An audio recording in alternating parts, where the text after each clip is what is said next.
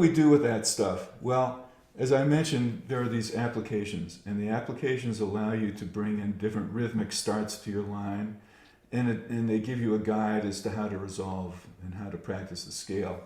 So this first one I've put in here, running up the chord, it's very common, and so I've started there. Basically, you can choose any chord on that C7 scale. Okay, and we have 7 chords. I chose the chord on the, what did I do? The chord on the second. And so somebody might say, well, how are you going to be playing a D minor 7th chord when the chord says G minor 7? Well, see, we give these things names. We say, oh, that's D minor 7, E minor 7 flat 5. They're just notes of the scale, right? That's all they are. So against the, if your chart says G minor 7 to C7, you get to put any configuration of notes together, really, but here's the chord on the second of the dominant scale. So what we do is start a half step below on the and after 1. Get up to the top note of the chord, which happens to be the tonic of the scale, or the octave. And from that point, we choose a rule that has to do with the octave of the scale, okay? So it's the top note of the chord that tells you how to get back down. So here the top note is C, and we're on the C7 scale, so what that means is rule number 1. 1 extra note on the way back down. So we get, that's the phrase.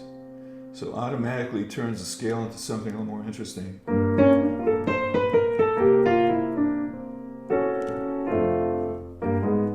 Right? So, and all the scales work that way. I mean, all the chords work that way. If I chose the chord on the 3rd, I'll play E minor 7, what looks like E minor 7 flat 5. So you just, in that spot where it says D minor 7, you just kind of plug in the other chords. Now, what's different is each one will have a different top note, which will imply different extra note choices on the way back down. So, chord on the 3rd is going to bring me up to D, the 2nd of the scale, and from the 2nd, I can see the 2 possibilities, either no extra notes or 2 extra notes. So we practice it both ways. So we get straight down the scale, like that. Or 2 extra notes.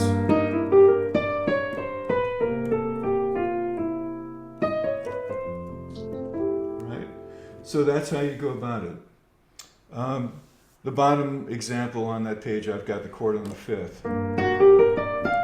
Okay, top note is the 4 of the scale. That's what you're trying to figure out.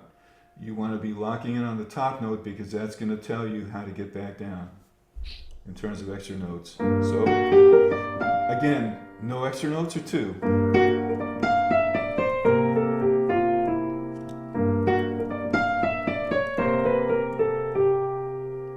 Okay, that's those. If I were playing E minor 7 flat 5 to A7,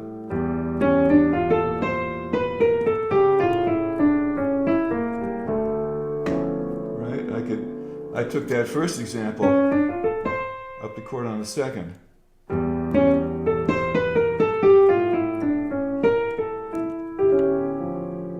Right? So when you make these different little lines up, practice them both ways. Resolve to a note of A7 as well, like the 3rd.